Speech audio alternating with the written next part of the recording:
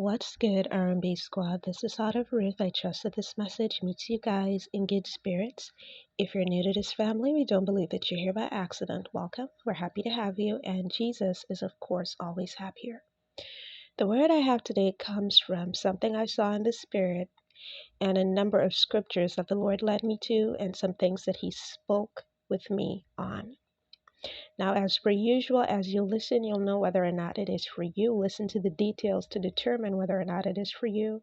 And y'all know how we do it here. Eat the meat, spit out the bone, take what's for you, and leave the rest. This is not going to be a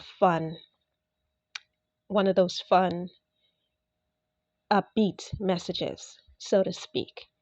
But it is good news. So hang on to your hat, buckle up your seatbelt, and all that good stuff because we're going in. So let me start at the beginning with what the Lord showed me in the spirit. I saw a man. He was coming out of what looked like a forested area. It was a heavily forested area.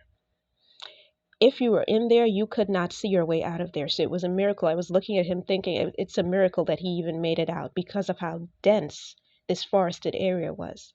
And as he was walking out of it, his surroundings were really clear. Everything was bright and clear. So now this part of the word, this is a two-part message, by the way, and both messages may apply for some of you, and for others of you, it's going to be just one. This part of the message is either for you or it is for someone you know and love. The Lord is saying to you that you are coming out of your wilderness. You are coming out of the wilderness. You're leaving that place that was the wilderness and you're stepping into something brighter. You're stepping into something better. You may have gone through a period of rebuke because you were not in full obedience to God. You did not follow God's instructions as closely as you should have, and so you were going through a period of rebuke. However, that time is over. The rebuke is over. And the Lord is saying, rejoice because you're about to reap your harvest. So you're coming from the wilderness and you're walking into your harvest. And again, this could be for you or for someone that you know and love. And the Lord led me to Psalm 63, verses 3-7. Because thy loving kindness is better than life, my lips shall praise thee.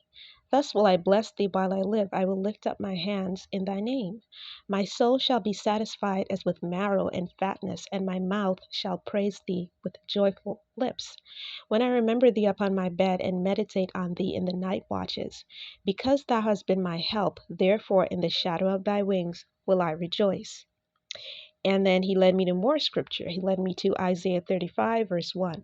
The wilderness and the solitary place shall be glad for them, and the desert shall rejoice and blossom as the rose.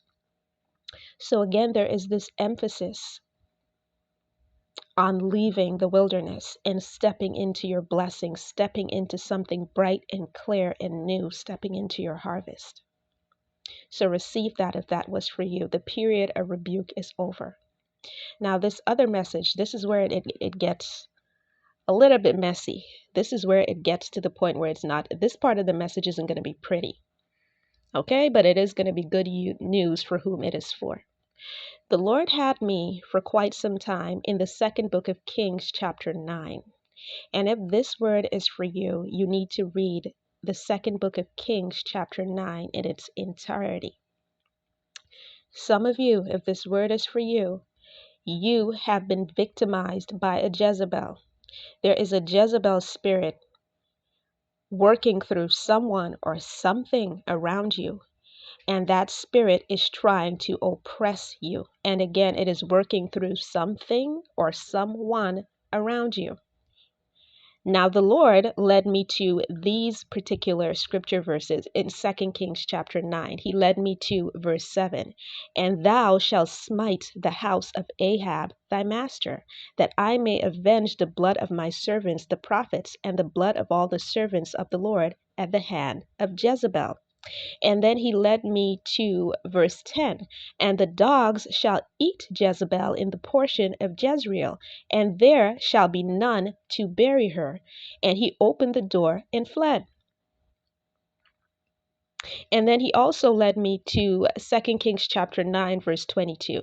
And it came to pass when Joram saw Jehu that he said, Is it peace, Jehu? And he answered, What peace? So long as the whoredoms of thy mother Jezebel and her witchcrafts are so many. So that Jezebel that has been oppressing you, if this is for you, God is saying to that Jezebel spirit, whether it is manifesting through a human being or through a situation, God is saying to that Jezebel spirit, I'm coming for you. I'm coming to get you. And you know what's interesting? Here's a fun fact. The name Jehu means God is he. That's what Jehu means. It means God is he. So God is saying to that Jezebel spirit that is either manifesting through a human being or a situation that is oppressing you, that he's coming for it. He's coming for that Jezebel. And you know, some of these human agents of the enemy that the spirit of Jezebel is working through, they have the nerve when God is sending them warnings to ask for peace. That's what they're doing right now. They're asking for peace. And God is saying, what peace? I am not coming in peace. When I come for you, when I say that I'm coming for you, I am not coming in peace. You over there messing with my child, doing all that foolishness, dabbling in your witchcraft, in your occult activities, trying to oppress my child in the physical and in the natural. And you're over here asking me if I'm coming in peace? Asking me for peace now that everything is going haywire in your life. You're asking for peace? What peace? The Lord is saying today that that Jezebel spirit that has been oppressing you, regardless of what form it showed up in, could be a human being that it was working through, could be a situation that it was working through, a circumstance that it was working through. God is saying that today that Jezebel is coming down. The house of Ahab is coming down. And what's interesting about the second book of Kings, chapter 9, is that Jezebel doesn't just die and Ahab doesn't just die. But Jehu is crowned king. So God is getting ready to crown you. It's going to be a new king and a new queen in town. He's getting ready to crown you. So that crown that was forcefully put on the head of Jezebel is coming off, and the dogs are going to eat Jezebel. And you know something? What that's going to look like in the natural, if the Jezebel spirit has been oppressing you through a person, here's what's going to happen with that person or those people. Everything in their lives is going to die a slow and painful death. Everything that they currently think they have going for them and think that they're succeeding at is going to die and dry up. And if that don't happen, they're not going to make it. I'm just going to keep it all the way 100, the way the Lord showed it to me. If it's not everything in their lives drying up and dying, it's going to be them. God is getting ready to unalive that Jezebel spirit.